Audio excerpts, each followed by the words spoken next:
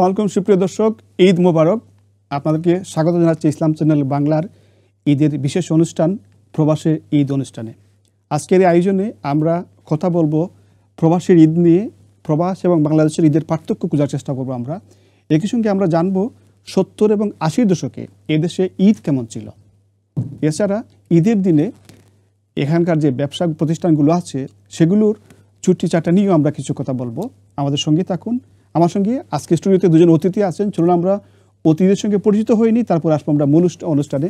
আমার সঙ্গে আছেন নাজিম উদ্দিন, প্রেসিডেন্ট চট্টগ্রাম সমিতি ইউকে। নাজিম ভাই, আপনাকে স্বাগত আমাদের অনুষ্ঠানে। আসসালামু আলাইকুম মেহেদি ভাই, thank you for inviting me. ধন্যবাদ আমাদের সঙ্গে যোগ দেওয়ার জন্য। আমাদের সঙ্গে আছেন সরোয়ার আহমেদ, আমাদের কমিউনিটির পরিচিত মানুষ এবং একজন ক্যাম্পেইনার তিনি। সরোয়ার ভাই, আপনাকে স্বাগত জানাচ্ছি আমাদের অনুষ্ঠানে। আসসালামু আলাইকুম। যারা এই মুহূর্তে টিভি চ্যানেল আমাদেরকে দেখছেন, আপনাদের সবাইকে ঈদ মোবারক। আসসালামু আলাইকুম। আপনার দুজনকে আবারও স্বাগত জানিয়ে আমরা শুরু করি। আমরা প্রথমেই আমরা অনুষ্ঠানে যাব। আমাদের সঙ্গে আমরা বিভিন্ন জনের সঙ্গে কথা বলেছি, আমরা সেগুলো দেখার চেষ্টা করবো। আমি প্রথমে আপনাদের কাছে শুনতে চাই, আপনাদের ঈদ কেমন গেল? আলহামদুলিল্লাহ মোটামুটি ভালোই গেছে। দিন ভালো ছিল। ঈদের নামাজ পরবর্তীতে আত্মীয়স্বজনের সাথে দেখা হয়েছে, মোটামুটি ভালো গেছে। নাজিম ভাই? আমার ঈদ খুব চমৎকার গেছে। অ্যাজ ইউজুয়াল আপনাদের ভিউয়ারদেরকে জানাই ঈদ মোবারক, এবং আমাদের চট্টগ্রামের মানুষ এবং বাংলাদেশের মানুষ যারাই এই প্রোগ্রামটা দেখছেন, আপনাদের সবাইকে ঈদ মোবারক জানাচ্ছি। ঈদ একটা চমৎকার একটা দিন। ইসলাম, অফকোর্স আমরা এখানে শুধু নলেজ নিয়ে থাকি না, আমরা শুধু জানি না, কোরআন এবং সুন্নাহ থেকে আমরা প্র্যাকটিস করি, এবং সেই প্র্যাকটিসের মধ্যে আমাদের ইমানকে শক্ত করি, আমাদের মনটাকে শক্ত করি, আমরা ফিজিক্যাল এন্ডিউরেন্স সহ্য করি, এবং এরপরে একটা চমৎকার একটা দিন ঈদ আসে, যেদিন আমরা ভেদাভেদ ভুলে গিয়ে একজন আরেকজনকে আলিঙ্গন করি এবং একসাথে সেলিব্রেট করি, হ্যাপিনেসটা শেয়ার করি, এবং অতীতকে ভুলে যাওয়ার ট্রাই করি, অতীতের দুঃখ কষ্ট। এবং এই অনুভূতিটা প্রতিদিন আসে না। এটা ইউনিক একটা দিন। আল্লাহর কাছে শুকরিয়া আদায় করছি যে এরকম আমাদের একটা দিন দিয়েছে, এবং এই দিনে আমরা সমস্ত বন্ধুবান্ধব, আত্মীয় স্বজন, পাড়া প্রতিবেশী সবার সাথে মিলে একসাথে উপভোগ করি। আমার দিনটাও খুব ব্যস্ত দিন ছিল।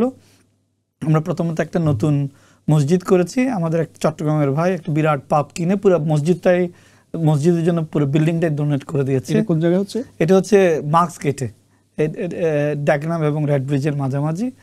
তো ওখানকার আমি একজন ট্রাস্টি। তো আমরা প্রতিদিন একসাথে তারাবি নামাজ পড়েছি, এবং সাথে সাথে এবার আমরা ঈদের জামাত করে কমিউনিটির জন্য একটা ফিস্ট আয়োজন করেছি, বাচ্চারা সহ। আর প্রত্যেকটা বাচ্চাকে ঈদই দেওয়া হয়েছে এবার। তো এটার জন্য একটা ইউনিক ডে ছিল এবার। আচ্ছা, খুব ভালো। এই যে বললেন কুলাকুলি করেছেন, ঈদের দিনে কি এমন হয়েছে আপনার যে আপনি একজন মানুষের সঙ্গে কুলাকুলি করতে চান না, কিন্তু তার সঙ্গে কুলাকুলি করতে হয়েছে বাধ্য হয়ে? না, কোলাকুলি করতে যদি না চাই তার মানে আমার মধ্যে সমস্যা আছে। ঈদ মানে হচ্ছে ইউনিফিকেশন, ঈদ মানে হচ্ছে রিইউনিয়ন, ঈদ মানে হচ্ছে আলিঙ্গন। আচ্ছা, তো ঈদ করব কিন্তু কোলাকুলি করব না, এটা কেমনে হবে? মানে করতে বাধ্য। জি জি জি, করতে বাধ্য। আচ্ছা, ঠিক আছে। সুরার ভাই, এই যে প্রবাসী ঈদ, আপনারা বললেন যে আপনি 2001 সালে দেশে এসেছেন। প্রবাসের ঈদ আপনার কাছে কেমন মনে হয়? প্রবাসের ঈদ আমরা যেভাবে বুঝি বা যেভাবে বুঝে বড় হয়েছি, ছোটবেলা থেকে মা বাবা, আত্মীয় স্বজন বা সমাজ যেভাবে ঈদ উৎসব পালন করেছে, আসলে সেভাবে কিন্তু এদেশের ঈদ উৎসবটা হয় না। এদেশে নিয়ম অনুসারে ঈদ মুসলমান হিসাবে আমরা যেটুকু পালন করার ওইগুলো করি, কিন্তু ঈদের যে আমেজ, যেটা সেই আমেজটা এদেশে পাওয়া যায় না। মানে কেন পাওয়া যায় না বলে মনে করেন? কেন পাওয়া যায় না? প্রথমত যে জিনিসটা হলো, আমরা যে এলাকায় ঈদ উৎসবটা শরিক হই, আসলে আমরা আমাদের কমিউনিটির মানুষ, যেটা মিক্স কমিউনিটি, যেখানে আমরা দেশে যখন ঈদ উৎসব হতো, গ্রামের সব একত্রিত হতাম, আনন্দ হতো। দীর্ঘদিন যারা বাইরে ছিল তাদের দেখা হতো না, ঈদের দিন আসতো। এই আগ্রহ নিয়ে আমরা বসে থাকতাম যে ঢাকায় চাকরি করে বা বিদেশ আছে, ওরা আসবে, সবাই আসবে, আমরা সবাই একদিনে ঈদের জামাতে সবার সঙ্গে দেখা সাক্ষাৎ হয়। হ্যাঁ, এবং খুবই আনন্দ লাগতো যখন আত্মীয় স্বজনকে ফিরে পেত। এই একদিনই ছিল যে সবাই ফিরে আসার একটা টাইম, কিন্তু এই দেশে তো এই জিনিসটা নাই। এবং আমার যে একান্ত মানুষ যেখানে আমি বড় হয়েছি, যে সমাজে আমি বড় হয়েছি, সেই সমাজের সকল মানুষকে মিস করি, সেহেতু সেখানে আমার আনন্দ সেভাবে হয় না। নাজিম ভাই, আপনি মানে এই যে প্রবাসের ঈদ, বাংলাদেশের ঈদ, এই দুইটার সঙ্গে যদি মানে পার্থক্য বোঝার চেষ্টা করেন, কোন জিনিসটা আপনি খুব বেশি মিস করেন? বাংলাদেশের ঈদ হচ্ছে বাংলাদেশের ঈদ, এটা এক ধরনের আনন্দ। এখানকার ঈদটা ভাই যেটা বললো, আনন্দটা একটু ডিফারেন্ট। তো কম্পেয়ার আসলে করাটা ডিফিকাল্ট, বাট আমি ফর এক্সাম্পল বাংলাদেশে ঈদ করেছি গত 23 বছরে মনে হয় 2 থেকে 3 বার, বেশিরভাগ সময় এখানেই করেছি। দেশের ঈদ হচ্ছে এক্সেপশনালি ডিফারেন্ট, কারণ হচ্ছে আমরা ক্লোজলি নিটেড কমিউনিটি, আর সবাই একটা মুডের মধ্যে থাকে, মানে in unison the whole community enjoy a moment. So that moment তো এখানে পাওয়া সম্ভব না, মানে ব্যস্ত জীবনে সেটা হয় না। But at the same time এখানকার যে জিনিসটা আমার ভালো লাগে, ধরেন এখানে আমরা পাঞ্জাবি পরে হাঁটতেছি, টুপি পরে হাঁটতেছি, মেয়েরা খুব সুন্দর কালারফুল ড্রেস পরে হাঁটে, হ্যাঁ, that's a demonstration of our culture. So it's the biggest marketing event for our religion, for our community. Yes, তো ওই হিসাবে দেখলে এখানকার ঈদটা একটু ডিফারেন্ট, এবং এটার একটা ইউনিকনেস অবশ্যই আছে। আবার ধরেন এখানকার ছেলেমেয়েরা দামি দামি গাড়ি কিনে মানে মানে লাউড মিউজিক দিয়ে বাজায়, এনজয় করে, এটা একটা ডিফারেন্ট মজা। বাট দুইটা মজার মধ্যে কম্পেয়ার করা যায় না, দুইটা দুই রকম মজা আর কি। তো এই যে মজার কথা বললেন, জি, যদি মজার বিষয়টা যদি চলে আসে, ঈদের খাবারের কোনো পার্থক্য পান কিনা বাংলাদেশের এখানে? ঈদের খাবারে আসলে আমরা যখন ছোট ছিলাম, আমি গ্রামের ছেলে, তো গ্রাম মানে শহরতলির ছেলে, তো ঈদে বসে থাকতাম কখন লাচ্চা সেমাই খাবো, কারণ লাচ্চা সেমাই সবসময় পাওয়া যেত না। বাংলা সেমাই খাইতাম আর চুট্টি পোলাও খাইতাম এমনি নর্মালি, কিন্তু লাচ্চা সেমাইয়ের জন্য বসে থাকতাম। কিন্তু এখন মানুষের জীবনের প্রচুরতা বেশি, ফাইন্যান্সিয়াল অনেক বেশি, মানে সলভেন্ট মানুষ, এখন খাওয়া নিয়ে আগের সেই কেমন যেন আগ্রহ নেই। আমার এখনও মনে আছে ছোটোকালে একটা কোকের দাম ছিল 4.5 টাকা। আমি প্ল্যান করে রাখতাম আগামী ঈদে একটা কোক খাবো, এরপর ঈদে ফান্টা খাবো। এই যে মানে মানে মানুষের যখন স্ক্যারসিটি থাকে, ওইটা মানুষ বেশি এনজয় করে। এখন আমার মনে হয় না কাপড় কেনার মধ্যে, মজা খাওয়ার মধ্যে আগের সেই এনজয়মেন্ট আমরা পাই। আপনাদের মানে আপনাদের চট্টগ্রামের ঈদের সবচেয়ে বড় ঐতিহ্যগত বিষয় কোনটি? সবচেয়ে বড় ঐতিহ্যগত বিষয় হচ্ছে প্রথমত আমরা সবাই চাঁদনি রাতে শপিংয়ে যাইতাম, মানে এদেশে যেটা হয় চাঁদ রাত। হ্যাঁ, তার সেকেন্ড থিং হচ্ছে সবাই মানে একসাথে উঠে পুকুরে গোসল করতে যেতাম। আচ্ছা, তারপর সবাই সুন্দর সুন্দর সাদা সাদা পাঞ্জাবি পরে ঈদগাহতে নামাজ পড়তাম। তারপর হচ্ছে আপনার তখন তো ছোটোকালে টাকার প্রচলন ছিল কম, তো সবাই টাকা দিত, 1 টাকা 2 টাকা, ব্র্যান্ড নিউ টাকা। হ্যাঁ, এবং তারপরে মনের ইচ্ছা মতো খাওয়া দাওয়া করতে পারতাম। তো এটা একটা ফ্রিডম ছিল, আর মা বাবা জিজ্ঞেস করতেছে না তুমি কোথায় যাচ্ছ। আর এখানকার মতো মানে রিস্ক প্রবণ না, আমরা রাস্তা গেলেই সবাই সবাইকে হেল্প করে। ওই জিনিসটা আমি খুব মিস করি। এটা মানে আপনাদের এলাকার জি জি ঐতিহ্যগত যে বিষয়টি। জি, সুরজ ভাই, আপনার কাছে মানে ছোটবেলার ঈদ বা আমাদের সিলেটের যে ঐতিহ্যগত যে কিছু বিষয় আছে, কোনটা আপনার মনে আছে? মনে আছে যেটা হলো ঐতিহ্যগত ভাবে আমরা যে ছোটবেলা যেটা আমাদের এলাকায় বিশেষ করে ডিফারেন্ট এলাকায় ডিফারেন্টভাবে ঈদ উৎসব করতো। তো আমরা যারা বাচ্চা ছিলাম, আমরা তখন তো এই যে হিটারের ব্যবস্থা ছিল না, ইলেকট্রিক এইগুলো ছিল আমরা যখন ছোটো, আজ থেকে 50 বছর বা 45 বছর পূর্বে। তো আমরা কি করতাম, আমরা যারা ছোটো আসলাম সবাই যারের পুষ্কুনির পারে একটা খড় অথবা সই যে গুয়ার ওইগুলা সংগ্রহ করে একটা গড় সবাই তৈরি করতো, ওর ভিতরে কাঁচা বাঁশ ঢুকাই দিত। তো যখন আমরা গোসল করতে যেতাম, যখন বিশেষ করে শীতকালে, তখন তো আর কি ইয়ে ছিল না, যেন হিটার আগেই বলছি, তখন কিন্তু একটা প্রতিযোগিতা থাকতো সবার মধ্যে, আস্থা গ্রামের মধ্যে, কে সবার আগে উঠবে, সবার আগে গোসল করবে। এবং একটা কথা ছিল যে সবচেয়ে আগে উঠবে গোসল করবে সে সওয়াব তত বেশি পাবে।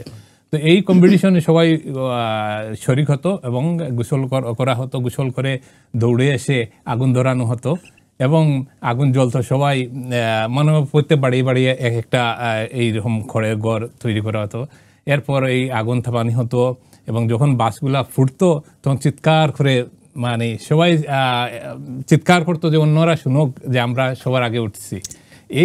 এই যে আনন্দ, এই আনন্দটা আসলে ভোলার মতো নয়। পরবর্তীতে আমরা যখন ঘরে আসতাম, আসার পর তেল পানি মেখে নতুন নতুন কাপড়, সবাই তো গরিব হোক ধনী হোক তার এদিন এবং এই কাপড় পরে যাওয়ার বেলা মা অথবা বাবা কিছু টাকা দিতেন, যে ওই যে ঈদের নামাজ পড়ে কিছু দরিদ্র লোক থাকতো তাদের হাতে তুলে দেওয়া।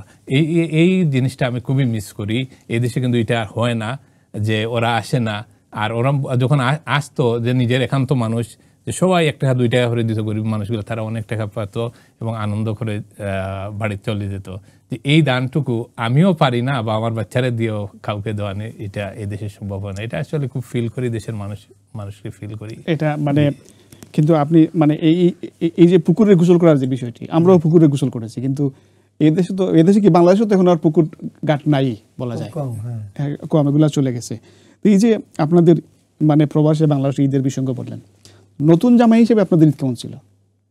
নতুন জামাই, হ্যাঁ, শ্বশুর বাড়িতে তো নতুন জামাই আমার খুব ইন্টারেস্টিং ছিল। আমি মনে হয় ফার্স্ট ঈদটা আমার বাড়িতে করেছি। তো স্বাভাবিকভাবে শ্বশুর শাশুড়িকে দেখতে গেলাম। আমার শ্বশুর দেখলাম 20 টাকার অনেকটা বান্ডিল আমার পকেটে ঢুকাই দিল, ব্র্যান্ড নিউ। আমি কি করলাম, ওই ব্র্যান্ড নিউ টাকাটা অন্যজনকে দেওয়া শুরু করলাম আর কি। খুব খুব চমৎকার একটা আয়োজন। আর আমার শাশুড়ি কিন্তু খুব, মানে কি বলবো, শি ইজ এক্সেপশনাল উইমেন, খুব অমায়িক মানুষ। আর সব গরিবরা ওনার পাশে এসে কাঁদে, আর ওনাকে আপনি যত দিবেন দেন, 4 লাখ 5 লাখ উনি একদিনে শেষ করে ফেলে, গরিবকে খালি দেয় আর কি। তো দেখা যায় আমার শাশুড়ি এত মায়া করে মজার মজার খাওয়া বানায়, মানে আনবিলিভেবল। তো মানে আর শ্বশুরা কখনো আমাদেরকে জামাই হিসাবে দেখতো না, ছেলে হিসাবে দেখতো। তো এটা একটা এক্সেপশনাল এক্সপিরিয়েন্স। বাট বেশি এক্সপিরিয়েন্স নাই, কারণ আমরা দেশে যাওয়া হয় না ঘন ঘন। ঈদের সময় বিশেষ করে আমরা প্রতি বছর যাই, বাট ঈদের সময় যাওয়া হয় না আর কি। জি সরোয়ার ভাই, আপনার কি অবস্থা? আমার বেলা আসলে আমার শ্বশুর বাড়ি নাই বলতে যে জিনিসটা হলো, আমি দেশে ছিলাম, আমার শ্বশুর বাড়ি সবাই ওইখানে থাকে, লন্ডনে থাকে। তো আমার বিয়ের সময় ওরা গেছে, গিয়ে বিয়ে শাদী শেষ করে চলে এসেছে। তো ঈদটা তো আমার একাই করতে হয়েছে। কিন্তু আপনি যখন এদেশে আসলেন, তখন তো নতুন জামাই হিসেবে আপনার নতুন শ্বশুর বাড়িতে প্রথম ঈদ ছিল। হ্যাঁ, ওই দেশের মতো, ওই ভাই যেভাবে বলছেন দেশের মতো না, এরপরও না ভালো। শ্বশুর বাড়ি তো আলাদাই একটি, সবার আলাদা একটা রেসপেক্ট থাকে, আলাদা একটা মায়া থাকে, আলাদা কদর থাকে, এই সবগুলোই ছিল। শ্বশুর বাড়ি বললেন এদেশে এখন না, আপনি তো এদেশে চলে আসছেন। ধরুন আপনি ঈদের দিনে শ্বশুর বাড়ি যাচ্ছেন মিষ্টি দই টই নিয়ে, ধরুন আপনি দই একটা কিনলেন, কেনার পরে আপনার শ্বশুরবাড়ির দরজার সামনে যাই দইয়ের হাঁড়িটা ভেঙে গেল, আচ্ছা আপনি কি করতেন? কি করার, যে ছোট যারা আছে শালা-শালি তাদেরকে কত ডেকে আনে, বলে আমার কিছু করার নেই, তোমরা খেয়ে মানে শালা-শালিকে এই যে গাড়ির বুটের মধ্যে পড়া দই খাওয়াবেন, এছাড়া আর কি করার? নাজিম ভাই, আপনি কি করতেন? আমি নিজেই হতো আমি হয়তো নিজে খাই ফেলতাম, তবে আমার শ্বশুর বাড়িটাকে আমি নিজের বাড়ির মতো হিসাবে ট্রিট করি। আর ওরাও আমাকে খুব ভয় পায় আর কি, বড় মেয়ে জামাই হিসাবে। দেখা যাচ্ছে গাড়ি থেকে নামার আগে ওরা দরজা খুলে দেয় আমাকে, বুঝছেন? তো সম্ভবত ভাঙার সম্ভাবনা কম, বাট ভাঙলেও এটা। এই যে বললেন আপনি পরিবারের বড় জামাই, হ্যাঁ, শ্বশুর বাড়ির বড় জামাই হিসেবে তো আপনার দায়িত্ব অনেক বেশি থাকে, হ্যাঁ। তা আপনি মানে এই ভাবি বললো যে কালকে তো যেতে হবে, বড় জামাই হিসাবে শ্বশুরবাড়ি যেতে হবে, নতুন নতুন অন্যান্য জামাইরা আসবে, একটা কাপড় চোপড়ে একটা ম্যাচ থাকতে হবে, হ্যাঁ। এখন আপনি বাবির শাড়ির সঙ্গে ম্যাচ করে একটা পাঞ্জাবি কিনলেন, এই পাঞ্জাবিটা তো আপনি আগে গায়ে পরেন নাই, সেটা এখন খুলে দেখলেন যে পাঞ্জাবি তো ছোট হয়। যখন বের হবেন বা ঈদের দিন সকালে, অসুবিধা নাই,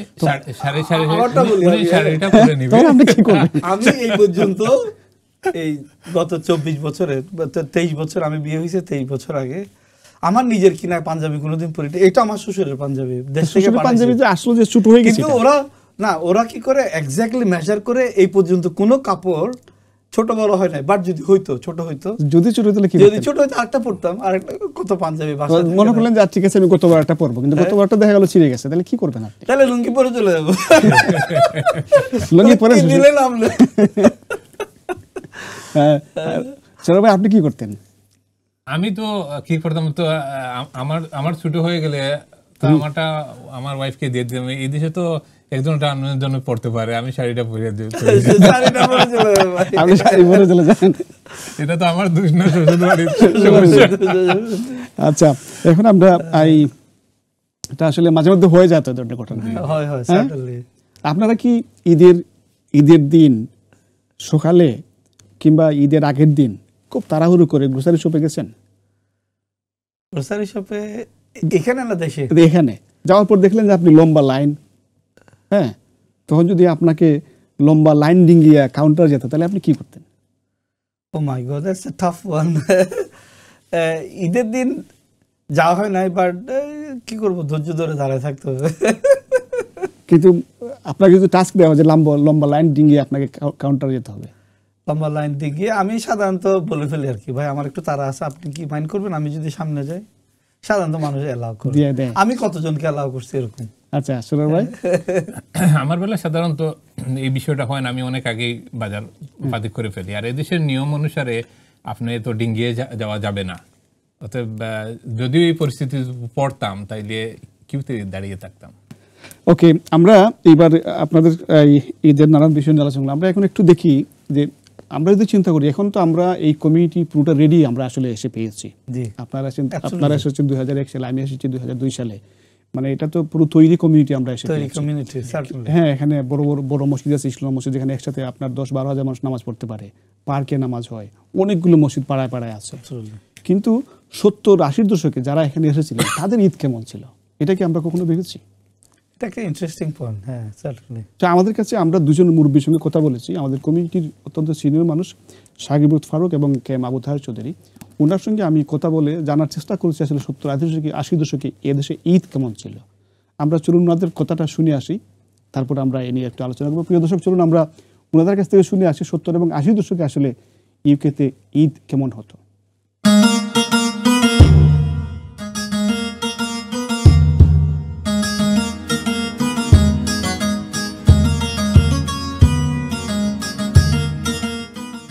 আমি এই দেশে সর্বপ্রথম 1973 সালে আসি। আসার পরের বছর 1974 সাল থেকে আমি বাংলা টাউন নামে খ্যাত ব্রিক লেইনের নাম্বার 48-এ বসবাস স্থাপন করি। এবং ওইখানে থাকার পর থেকে আমি যখন দেখলাম যে তখন ঈদ বলতে কোনো জিনিস নাই, তখন মসজিদ বলতে কোনো জিনিস নাই, কারণ ব্রিক লেইনের মসজিদ তখন হয় নাই। ব্রিক লেইনের মসজিদ হয়েছে 1976-এ, আর আমি তখন ব্রিক লেইনে 1974-এ আসছি। আসার পরে ঈদ সম্বন্ধে কেউ কোনো কথাও বলে না, রমজান মাস কখন আসে কখন যায় কেউ জানেও না। সুতরাং এটা একটা অন্ধকার জগৎ ছিল। অন্ধকার জগৎ এই জন্য বললাম যে তখন বাংলাদেশের সঙ্গে আমাদের প্রবাসীদের একটা ডিসকানেকশন ছিল। আজকের মতো তখন কোনো কমিউনিকেশন ছিল না, হোয়াটসঅ্যাপ ছিল না, তখন কোনো স্কাইপে কথা বলতে পারতাম না, তখন কোনো সোশ্যাল মিডিয়া ছিল না, ফেসবুক ছিল না। সেই জন্য টেলিফোনে যে কথা বলা এটাও একটা দুরূহ ব্যাপার ছিল।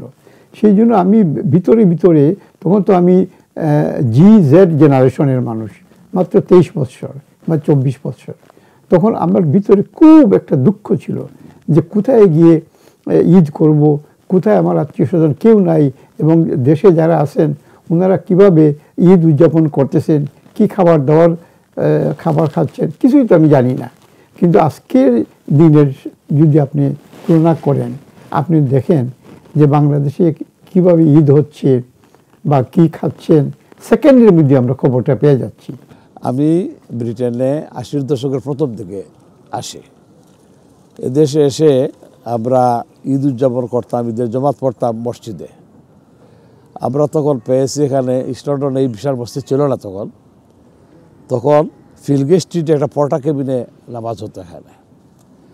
আর ইস্টার্ন মসজিদে নির্মাণ কাজ শুরু হয়েছে তখন ব্রিক লেন মসজিদ ছিল, তো এই মসজিদে আমরা ঈদের জামাত আদায় করতাম। এরপরে ধীরে ধীরে আপনার ঈদের জামাত আমরা পড়তে শুরু করলাম পার্কের মধ্যে।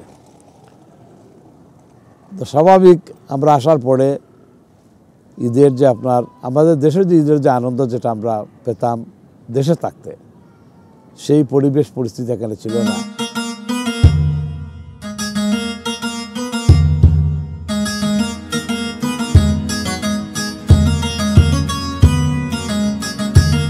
আমরা দেখলাম আসলে আপনাদের কাছে শুনতে চাই যে আপনাদের মানে ওই সময়টার সঙ্গে আপনারা নিজেদেরকে কিভাবে ইয়ে করবেন, কম্পেয়ার করবেন। আমি যখন 2001 সালে এসেছি, ফরচুনেটলি আমি ছিলাম টার্নপাইক লেনে। তো টার্নপাইক লেনে ওয়াইমেন রোডে তখন ওখানে একটা খুব সুন্দর মরিশন মসজিদ হয়েছে। তো নামাজ পড়তে পারতাম আমার ঘরের পাশেই।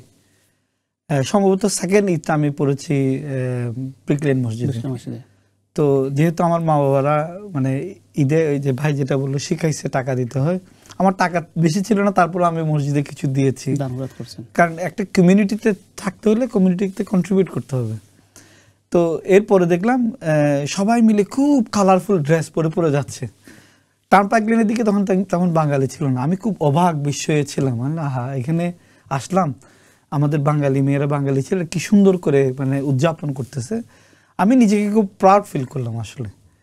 এবং I felt extremely grateful to the host Bengali community.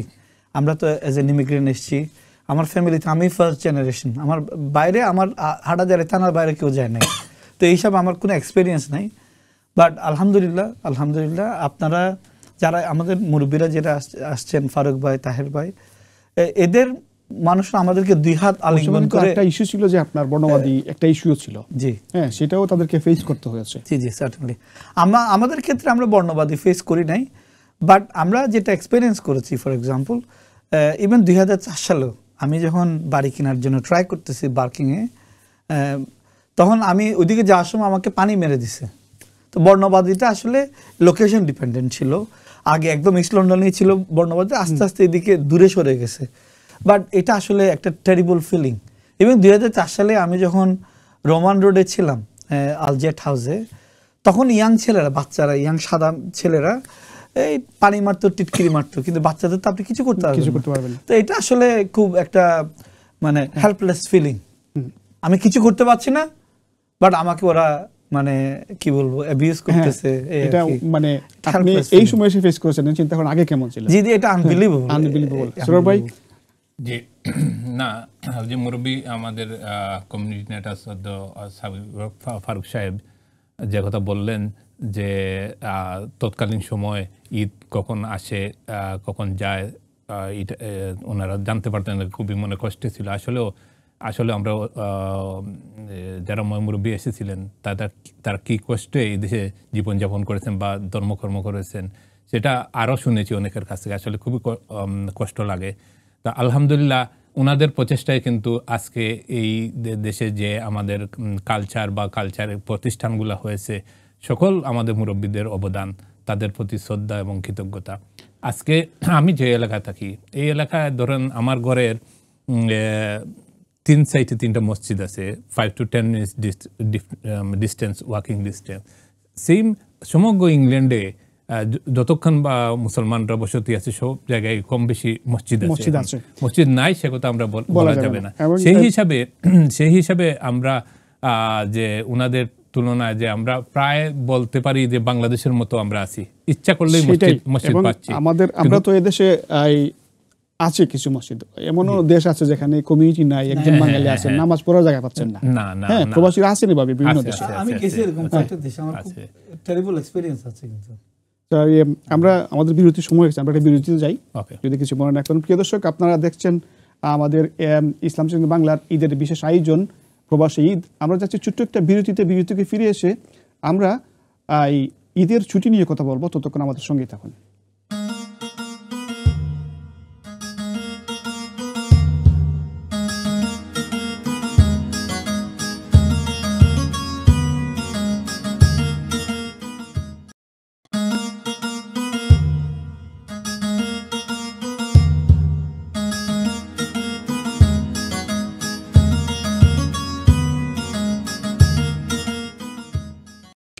আসসালামু আলাইকুম সুপ্রিয় দর্শক, আপনারা দেখছেন ইসলাম চ্যানেল বাংলার ঈদের বিশেষ আয়োজন প্রবাসী ঈদ। আমরা ছিলাম ছোট্ট একটা বিরতিকে ফিরলাম আমরা, এবং আমরা এই পর্বে আলোচনা করব প্রবাসে আমাদের ঈদের ছুটি নিয়ে।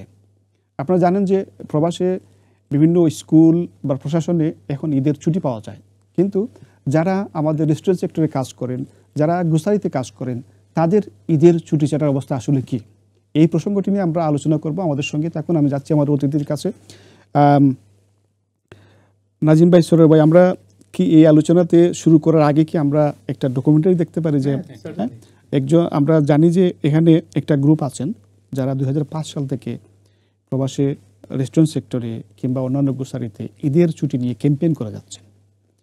তাই এটা আমাদের বন্ধু মানুষ আনোয়ার ইসলাম অবিশ এই ক্যাম্পেইনটি শুরু করেছেন, এবং এটার পার্ট আছেন আমাদের সুরার ভাইও। তো আমরা এটা শুনে আসি, তাহলে আমরা আলোচনা করতে পারবো। এবং ওনার বক্তব্য শোনার পর কিছু ব্যবসায়ীদের সঙ্গে আমরা কথা বলেছি, তাদের বক্তব্যটা আমরা শুনবো। তা আমরা চলুন প্রথমে আমাদের ক্যাম্পেইনার আনোয়ার ইসলাম অবি কি বলেন ওনার কাছ থেকে একটু শুনে আসি। প্রিয় দর্শক, চলুন আমরা এই ওনার বক্তব্যটি শুনে আসি। আসলে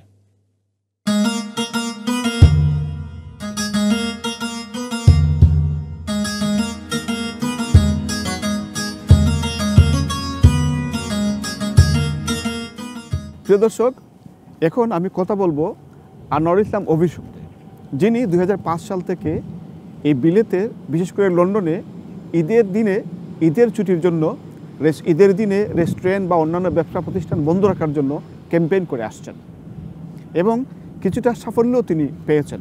অভি ভাই, আপনার কাছে জানতে চাইব, আপনি এই ক্যাম্পেইনটা কবে থেকে শুরু করেছিলেন? 2005 সাল থেকেই আমরা ক্যাম্পেইনটা শুরু করি, এবং শুরু করার একটা হলো, প্রধান একটা কজ হলো একটি ব্যক্তিকেন্দ্রিক প্রথমেই আসে। আমি 2004 সালে এদেশে আসি, মাত্র 8 মাস আমি রেস্টুরেন্টে কাজ করি, এবং প্রথম ঈদের ছুটির জন্যই আমি যখন আবেদন করি আমার ছুটির জন্য, এবং সেই সময় আমি এই ভিতরের অন্ধকার দিকটা দেখি, এবং এটা ছিল খুবই প্যাথেটিক এবং অ্যাবিউজ, এবং সেটা আমি করার পর সেখানেই আমাদের 17 জন স্টাফ ছিলেন, এবং সেখানেই প্রতিবাদ করে সেখান থেকেই আমি চলে আসি। তো সেখান থেকে আসার পরে এই যারা ছিল তারা আমাকে অনেকভাবে ফোন করেছে এবং বলেছে, বাবা তুমি তো অনেকজন বয়োবৃদ্ধ মানুষ ছিলেন, বলছেন আমি 28 বছর থেকে কাজ করি বাবা, তোমার মতো এইরকম একটা সত্যবাদী কথা কেউ বলে নাই, এইটা চালিয়ে যাও, যদি কোনো একদিন না একদিন হবে এটা সফল হবে, এবং এটা যদি সফল হয়ে থাকে তাহলে একটা সদকা জারিয়ার মতো সেটা পাবে। এবং এখানে যারা ছিল প্রায় সবাই আমাকে একটা ইন্সপায়ার করেছিল। তারপরে ধীরে ধীরে যখন আমি একটু একটু করে লিখি, সব জায়গাতে একটা বিশাল রেসপন্সটা পেয়েছি। পাশাপাশি আমি ইমামদের সাথে আলাপ করেছিলাম, ইমামরা বলেছেন আমাকে, দেখেন আমাদের এই জায়গার ক্ষেত্রটা, এখানে terms and condition, policy and প্রসিডিউরের বিষয় করে আমরা সরাসরি অনেক কিছু বলতে পারি না, এই বিষয়টা যদি আপনারা চালিয়ে যান, আমাদেরকে অনেকে এই বিষয়টা বলে থাকেন, আমরা ফুটপাতে কেন বলি না, আমরা বিভিন্ন জায়গাতে বলি না কেন, এটা যদি আপনারা করেন আমাদের বিশ্বাস এটা আপনারাই পারবেন। এই থেকেই আমরা মূলত সমন্বিতভাবে যাওয়ার জন্য 2018 সালে আমরা একটা প্ল্যাটফর্ম তৈরি করি, শিরোনাম we want Eid holiday in the UK. এই ক্যাম্পেইন করতে গিয়ে আপনি কোনো ধরনের কোনো বিভ্রান্তিকর পরিস্থিতির মুখোমুখি হয়েছেন কিনা? শ্রদ্ধা রেখে এবং বিনয়ে বলি, আমরা যেটা বলে থাকি, কারি ইন্ডাস্ট্রি আমাদের বেঙ্গলি কমিউনিটির প্রবৃত্তির ব্যাকবোন, সেই জায়গা থেকে আমাদের দখলটা এসেছে। আমরা যাদেরকে রেস্টুরেন্টের যে কোনো মালিকের কাছে গিয়েছি, সেটা নিয়ে আমাদেরকে শ্লেষাত্মকভাবে বলা হয়েছে, এটা আবার কি, যারা কাজ করছে তারা বলবে আপনারা কেন বলেন, এভাবে আমরা পেয়েছি। কিন্তু আমরা সেটাকে আমলে খুবই একটা পিন জায়গায় আমরা সেটা চালিয়ে গেছি। চালিয়ে যাওয়ার প্রধান যে জায়গাটা, রেস্টুরেন্টের যারা কর্মীরা আছেন তাদের কাছে, তারা সরাসরি আমাদের সাথে একাত্মতা করতে পারেননি। কারণ হিসেবে তারা ধরেছেন, আমরা যদি একাত্মতা প্রকাশ করি, পরের দিন আমাদের কাজে যাব, সেখানে কাজ আমাদের থাকবে না। বিব্রতকর, আমি 2-4 জনের সংবাদকর্মী হিসেবে তাদের নিউজটা করেছিলাম, তাদের চাকরি চলে গেছে, এবং তাদেরকে বলা হয়েছে তুমি তো রেস্টুরেন্টের কাজ করবো, আমাদের বিরুদ্ধে কথা বলতেছো এইভাবে। পাশাপাশি আমরা আরেকটা আলোর খবর বলি, রেস্টুরেন্টের ওয়াইফরা বিশেষ করে আমাদেরকে বিভিন্নভাবে, আমাদের যে ফোনগুলো আছে তারা আমাদেরকে ফোন দেন, অনেকে ফোন দিয়েছেন, এবং তারা বলেছেন আপনারা মহিলাদেরকে ইনভলভ করেন কেন। আমরা এই যে রেস্টুরেন্টের ব্যবসায়ী, আমি গভর্নরের ওয়াইফ হিসাবে আমার যখন বন্ধু স্বজনরা যখন তারা বলে তোমার হাজব্যান্ডে তো, আপনার হাজব্যান্ডে কি, তোমার হাজব্যান্ডে তো অফ দিচ্ছেন না, তোমরা নিচ্ছ, কিন্তু আমরা তোদের বাড়িতে বেড়াতে কীভাবে আসবো, কিংবা অন্য জায়গায় যেতে কীভাবে পারবো, এই জায়গাটা একজন ওয়াইফে করতে পারে। গত বছর আমাদের দুজন আমাদেরকে সরাসরি আমাদের সাথে যুক্ত হতে চেয়েছেন, মহিলা এবং রেস্টুরেন্ট মালিকের তো ওনারা বলেছেন আমাদেরকে নিয়ে এই বয়সটা আমাদের কাছ থেকে তোলা দরকার। এই জন্য ঈদের দিনে হলিডে না পেলে সবচেয়ে বেশি মন খারাপ হয়ে থাকে একজন মার এবং তার বাচ্চাদের, এবং বাবা তো কথা বলে না, বাবার সবাই যে বিষয়টা আছে সে জীবন জীবিকার জন্য তাকে এই চোখ বুঝে যেতে হয়। থ্যাংক ইউ, আপনাকে অসংখ্য ধন্যবাদ।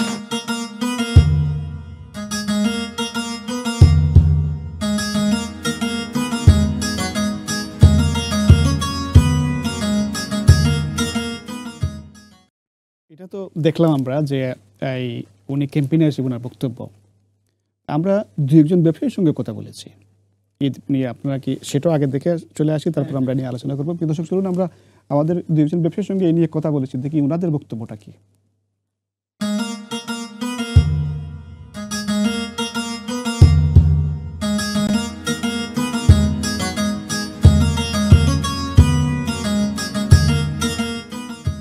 ক্যাম্পেইন করলাম, আসলে সমস্যা কিছু নাই যদি সকল ইউনাইটেড হয়। মনে করলে ফাস্ট ফুড বা টেকওয়ে তার কোনো ধরনের কোনো সমস্যা নাই, কারণ একটা মেসেজ দেয়া টেলিফোনের মাধ্যমে বা একটা নোটিশ দেওয়া পারবা। কিন্তু কিছু কিছু জায়গায় একটা সমস্যা আছে, যেমন মনে করলে কিছু রেস্টুরেন্টগুলো আছে 1 মাস আগে বুকিং থাকে, 6 সপ্তাহ আগে বুকিং থাকে ইন অ্যাডভান্স। এরা ক্ষেত্রে মনে করলে ঈদ উল ফিতর আমরা নির্ধারিত একটা তারিখ জানি না, এখন শুক্রবারে পড়ব কি শনিবারে পড়ব, 30 তারিখ পড়ব কি 31 তারিখ পড়ব, এই বছরের কথাও কইলাম। তো সুতরাং এরা লাগে একটা চ্যালেঞ্জ হয়ে যায় তার ব্লক বুকিংগুলা কোন দিন ব্লক করতো, নাম্বার 1। নাম্বার 2, যদি আগের দিন বা ওদিনও এরা ফোন কইরা 60-70 জনের বুকিং থাকলো, এটার হ্যান্ডেল করাটা একটা চ্যালেঞ্জ। বাট জেনারেলি আমি ও কথাটা কইব সবের প্রতি সম্ভব আছে, but with the exception of few. But এর সাথে সাথে আমি যেটা কইতাম চাইলাম, ক্রিসমাসের দিন সব কেটারিং বন্ধ, এটা আসলে ভুল তত্ত্ব। কারণ ফাস্ট ফুড হোকা, টেকওয়ে হোকা, অনেক রেস্টুরেন্টও খোলা থাকে। তো সুতরাং yes, it would be wonderful if everybody closes and ফ্যামিলির সাথে সময় কাটায়। এটা তো নিজেরও ফায়দা, নিজের ফ্যামিলির লগে আপনি ঈদের একটা দিন কাটাইলা, আপনি মালিক এবং স্টাফ যারা ফ্যামিলি তারারও হক আছে, তারা ফ্যামিলির দিন ঈদের একদিন আমরা সবই খুশি বাসি করতাম। বাট আমি মনে করি it's possible majority of the places with the exception of only few. ঈদ উল ফিতরের দিনটা যদি রেস্টুরেন্ট বন্ধ থাকে, গ্রোসারি বন্ধ রাখে সবাই মিলে, তাহলে এই জিনিসটা সবাই মিলে আনন্দ উপভোগ করতে পারে। আর এইটার একটা দোয়া আছে, এবং যারা স্টাফ তারা মিলে সবাই মিলে তার ফ্যামিলির সাথে ঈদ করতেছে, এটা ভালো জিনিস। আবার ঈদুল আজহাটা একটু ডিফারেন্স, আমি মনে করি ওই জিনিসটা আগামীতে হয়তো বা সবাই যারা কাস্টমার তারা কোন দিন নিবে এই জিনিস বিবেচনা, গ্রোসারি সব বিশেষ করি এই জিনিসটা দেখতে হয়। আর শপকিপার অথবা ব্যবসায়ী অথবা অন্যান্য যে কমিউনিটি তারা এই জিনিসটা করলে হয়তো বা এই জিনিসটা আগামীতে আমাদের ভেবে চিন্তে কাজ করা উচিত, যে সবাই যেন আনন্দ উপভোগ, এই দিনে যে তাৎপর্য ওইটা যেন আমরা সবাই মিলে সুখে শান্তিতে অনাবিল আনন্দে থাকতে পারি। আমার মনে হয় এটা একটা সময়ের দাবি এবং এটা করা উচিত। আমরা যদি একটু মানসিকভাবে একটু স্ট্রং হই এবং তাইলে কিন্তু আমরা এটা করতে পারি, এবং এটা শুরু হয়েছে, ইনশাল্লাহ এটা ইনক্রিজ হবে এবং একদিন দেখবেন সবাই ঈদের দিনে কিন্তু ব্যবসা বন্ধ রাখবে।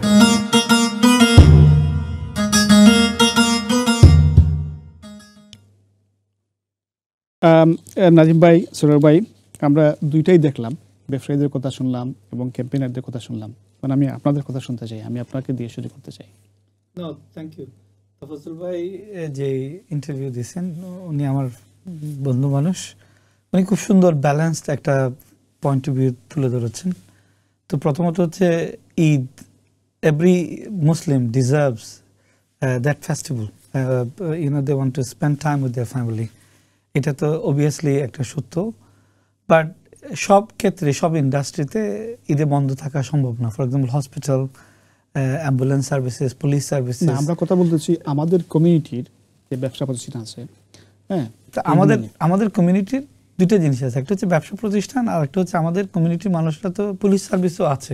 হ্যাঁ না, কিন্তু ডাক্তারও আছে। আপনি যে মেইন স্ট্রিমে যান, জি মেইন স্ট্রিমে আপনার যেটা এখন এটা হয়ে গেছে ইউকের বিভিন্ন জায়গায়, আপনি যদি এই সিভিল সার্ভিসে কাজ করেন, আপনি যদি ইন অ্যাডভান্স নোটিশ দেন, তাহলে আপনাকে ওরা ছুটি দিয়ে দেয়, অপশনাল হলিডে। Optional holiday. আপনি স্কুলে গেলেও সেটা আছে। হ্যাঁ, আপনি যদি ইন অ্যাডভান্স নোটিশ দেন তাহলে ওরা দিয়ে দেয়। আবার ধরেন আমি যদি বলি টার্ম রেসের কথা, টার্ম রেসে অফিসিয়ালি ওরা স্কুল মানে যে এখানে যে প্রশ্নটি উঠেছে যে কোন দিন আসলে ঈদ উল ফিতর হবে, সেটা আমরা আসলে বলতে পারি না। এটা অ্যাবসলিউটলি, এটা উনি তাফাজ্জুল ভাই যেটা বললেন, এই ক্ষেত্রে টার্ম রেসে কি করে ওরা 2 দিন ছুটি দেয়, জি অপশনাল, যেদিন ঈদ হবে সেদিন বন্ধ। জি হ্যাঁ, তাহলে এই অপশনটা এখন সব জায়গায় আছে মেইন স্ট্রিমে। কিন্তু যেটা ওনারা যেটা ক্যাম্পেইন করতেছেন সেটা হলো যে আমাদের যে কমিউনিটির যে ব্যবসা প্রতিষ্ঠান আছে, আপনি রেস্টুরেন্ট বলেন, গ্রোসারি বলেন, হ্যাঁ, হিউজ সেক্টরে মানে হিউজ সংখ্যক মানুষ এখানে কাজ করে যারা ফ্যামিলির সঙ্গে ঈদ করতে পারে না। হ্যাঁ, এই সুযোগটা তাদেরকে দেওয়ার জন্য যেটা ক্যাম্পেইনটা হচ্ছে। শুধু রেস্টুরেন্ট স্পেসিফিক যদি বলেন, গ্রোসারির বিষয়টা, হ্যাঁ, তফাজ্জল ভাই যেটা বললো, টেক ওয়েতে ইটস ইজি, ইটস পসিবল। সেক্ষেত্রে যেটা ওই বিশেষ করে ব্যাংকুয়েটিং হল যাদের আছে, ফর এক্সাম্পল ব্যাংকুয়েটিং হল থাকতে পারে, বড় রেস্টুরেন্ট যেখানে ওরা ব্লক বুকিং নেয়, ওরকম এগুলোতে একটু ডিফিকাল্টি আছে। তো এখন অ্যাভয়েড করতে হলে তাহলে ওই 2 দিনের বুকিংগুলোকে আগে থেকে রিজার্ভ করে রেখে মানে এমটি রাখার জন্য আর কি, এটা সবই সম্ভব। এখন কথা হচ্ছে এটা আমরা যদি মানে এমপ্লয়মেন্ট অ্যাক্টে এটা রাইট হিসাবে আনতে হবে আমাদেরকে, মানে অপশনাল হলিডে ক্লেম করার রাইট ওদেরকে দিতে হবে, জানতে হবে আমাদেরকে যে এই রাইট আছে। এই রাইট নাই এখন, এই রাইট নাই, এটা রাইট নাই। আর সেকেন্ড থিং হচ্ছে এটা হচ্ছে আপনার ভলান্টারিলি একটা কোডে সাবস্ক্রাইব করা। কিন্তু আনফর্চুনেটলি যেটা হচ্ছে আমাদের কমিউনিটিতে সবগুলো রেস্টুরেন্ট কিন্তু একটা গ্রুপের আন্ডারে নাই। আমাদের কমিউনিটিতেই অনেকগুলো কারি অ্যাওয়ার্ড আছে, অনেকগুলো অ্যাসোসিয়েশন আছে। এটা অ্যাসোসিয়েশন থেকে এনফোর্সমেন্ট করার একটা ব্যাপার থাকতে পারে, কারণ আপনি একটা তো আপনি মানুষের উপর ছেড়ে দিলে হবে না, এটা একটা মানে অ্যাসোসিয়েশনগুলো চাইলে এটা করার ব্যাপার আছে। তাহলে এটা সেকেন্ড একটা পয়েন্ট আমি বললাম। থার্ড হচ্ছে আপনি মানে ধরেন আমার এক ফ্রেন্ডের ধরেন ইয়ে আছে, কি বলে, ক্যাফে আছে, তো দেখা যাচ্ছে যে তার আগে স্টাফ ছিল ডাইভার্স, বিভিন্ন ইউরোপিয়ান ছিল, এখন তার প্রায় 200 স্টাফের মধ্যে বেশিরভাগই হচ্ছে মুসলিম, কিন্তু সে কিন্তু বন্ধ করতে পারে না, কারণ সে is part of a chain. তাহলে ওই প্রবলেমগুলো আমাদের একটু দেখার ব্যাপার আছে। আপনার রেস্টুরেন্টে যদি পার্ট অফ দ্য চেইন হয়, আপনি যদি বন্ধ করতে না পারেন, সেক্ষেত্রে আপনার কাউন্টার প্রিভেনশন মেজারটা কি, অথবা রিডিউস সার্ভিস কি করা যায় কিনা, এই জিনিসগুলো একটু দেখার ব্যাপার আছে। যে প্রিভেন্টের যে বিষয়টি বললেন, ধরেন আপনি এই রিটেলগুলোতে ক্রিসমাসে কি হয় বা ঈদের দিনে কি করে, ঈদের দিনে আপনার যারা নন মুসলিম আছে তাদেরকে আগেই নোটিশ দিয়ে দেয়। ঈদের দিনে যতটা সম্ভব যারা মুসলিম স্টাফ আছে তাদেরকে ছুটি দেয় এবং তাদেরকে বলে তোমাদেরকে খাবার দিতে হবে। হ্যাঁ, আবার ক্রিসমাসের সময় কি করে, তাদেরকে ছুটি দেয়, মুসলিমদেরকে বলে তোমাদেরকে খাবার দিতে হবে। হ্যাঁ, মানে এটা চাইলে কোনো না কোনো ভাবে এটা সম্ভব, বাট এটা এনফোর্স করার জন্য একটা রুল করা তো ডিফিকাল্ট। কারণ এটা তাহলে কি করতে হবে, একটা ভলান্টারিলি একটা কোডের মতো করে এটা আমাদের through employment law if possible, নাহলে অ্যাসোসিয়েশন, আর নাহলে মানুষের মধ্যে একটা এনকারেজমেন্ট তৈরি করে একটা পিয়ার প্রেশার, সোশ্যাল প্রেশার তৈরি করতে হবে। এই প্রেশারের যে বিষয়টি এবং অন্যান্য যে বিষয়টা আছে, উনি নিজেও ক্যাম্পেইনের সঙ্গে সম্পৃক্ত। ওনার কাছ থেকে আমরা শুনি যে আপনারা এটা ওইভাবে বললেন যে কিছুটা বিব্রতকর অবস্থার মধ্যে আপনাদেরকে যেতে হচ্ছে। হ্যাঁ, জি, আসলে একটা জিনিস হচ্ছে যে ঈদ একজন মুসলমানের মৌলিক অধিকার। এই অধিকার থেকে বঞ্চিত করা একজন মানুষকে এটা মহাপাপ আমি মনে করি। এবং আমরা যে জিনিসটা বা আমরা এই যে 3 জনই আছি, আমরা তো একটা দেশ থেকে বড় হয়ে এসেছি, জানি না আপনারা এটা লক্ষ্য করেছেন কি না, যে আমরা দেখেছি যে আমাদের বাড়িতে যে কাজের লোক থাকতো ঈদের দিন কিন্তু তারকে কোনো কাজ করতে হতো না, আমাদের সাথে একই সাথে কাপড় চোপড় ঈদের নামাজে তারপর তার মতো করে তার ঘোরাফেরা আমাদের সাথে ঘুরতো। আমার মা বাবা তাদের দিয়ে দিতেন আমাদের সাথে, সেম সবার বেলায় সব বাড়ির কাজের লোক, বা এদিন কোনো লোককে কাজ দেওয়া হতো না। ওই যে আমি পূর্বে বলছি যে সবাই যেন ফিতরা অন্যান্য পয়সাগুলো এদিন দেওয়া হতো, যে এদিন সবার জন্য আনন্দের দিন এই কাজ করাটা ঠিক না, মানবিক দৃষ্টিকোণ থেকে এইগুলো করা হতো। কিন্তু এই দেশে যে জিনিসটা হলো, আমরা ওই মানুষই তো এই দেশে আসছি, ওই আমি যে গল্প বলছি ওই গল্প সবারই গল্প। আর এই দেশে আসার পর আমরা যে জিনিসটা দেখি, যে এই যে জিনিসটা হয়, ওই যে মনে করেন যে কাজে ছুটি পাওয়া যায় না বা বিভিন্ন ওজোর দেখানো হয়, আসলে এটা কোনো ওজোর না বা এটা কোনো বিষয়ও না। প্রথমত যে জিনিসটা যে আমাদের সকলের বোঝা উচিত যে আমি একটা ধর্ম নিয়ে আসি, আমার একটা কালচার আছে। আমি যে কোনো মানুষ যে তার কালচার যে যত বেশি লালন করে সে তত পশ হয়, এবং আপনার কালচারটা তাকে আপনার কাছে কেউ ছড়াইতে পারে তাইলে আপনাকে ধ্বংস অনিবার্য, আপনি বিপদগামী হয়ে যাবেন। তো আমি যে জিনিসটা দেখতেছি বা আমরা যে চিন্তাটাকে আমরা এই ক্যাম্পেইনটা শুরু করছি যে আমরা কিন্তু আমাদের ভবিষ্যৎ প্রজন্মকে আমাদের কালচার থেকে আমরা বিচ্যুত করতেছি আমাদের আচরণ দ্বারা। আমরা যখন আমি মুসলমান, আমি দাবি করি আমার শ্রেষ্ঠ দিন, আমার সবচেয়ে বড় দিন, যে দিনে আনন্দ, সেই দিন, এই বড় দিনটাকে আমি গুরুত্ব দিচ্ছি না। আমি আমার পয়সাকে গুরুত্ব দিচ্ছি, আমি আমার ব্যবসাকে গুরুত্ব দিচ্ছি। আমার বাচ্চা দেখতেছে যে আমি তাকে রেখে আমি এই দিন চলে যাচ্ছি কাজে, মানে কাজে তো যারা কাজ করেন তাদেরকে যেতে হচ্ছে, গামনারকেও তো যেতে হচ্ছে। তো এই যে জিনিসটা বাচ্চা দেখতেছে, একসময় তো তাও অনীহা চলে আসবে, বা সেও মনে করে এই দিন কোনো বিষয় না, এটা আমাদের জন্য কোনো ব্যাপার না। এর পরবর্তী জেনারেশন দেখবে এটা পালন করতেছে না। তো আমরা তো ধীরে ধীরে এই টাকার জন্য আমরা কালচার থেকে সরে যাচ্ছি, আমার বাচ্চাকে বিপদগামী করে যাচ্ছি। এটা আমাদের সকলের বোঝা উচিত। আরেকটা জিনিস আমি একটা জিনিস দেখেন যেন এটা শুধু একটা দেখানো হয় যে ওই যে বুকিং থাকতে পারে বা এই বুকিং এর যে বিষয়টি, আমি মানে এখানে কিন্তু দুই ধরনের বক্তব্য আসছে। হ্যাঁ, দুই ধরনের বক্তব্য আসছে। যে একটা হলো যে এই তফাজ্জল ভাই বলেছেন যে বুকিং এর যে বিষয়টি আছে, যে এবং রামাদানে আপনার কোন দিন ঈদ হবে সেটা নিশ্চিত না হওয়ার কারণে এই সমস্যায় পড়ে যান। আবার রফিক আজার বলেছেন আপনার ঈদুল ফিতরে বন্ধ দেওয়া যায় গ্রোসারির ক্ষেত্রে, কিন্তু ঈদুল আজহার দিনে তাদেরকে খুলে রাখতে হবে। সেক্ষেত্রে সিদ্ধান্ত নিতে হবে কাস্টমারদের। আপনি যখন কুরবানি দিবেন, কুরবানি ঈদটা আপনি কোন দিন কালেক্ট করবেন?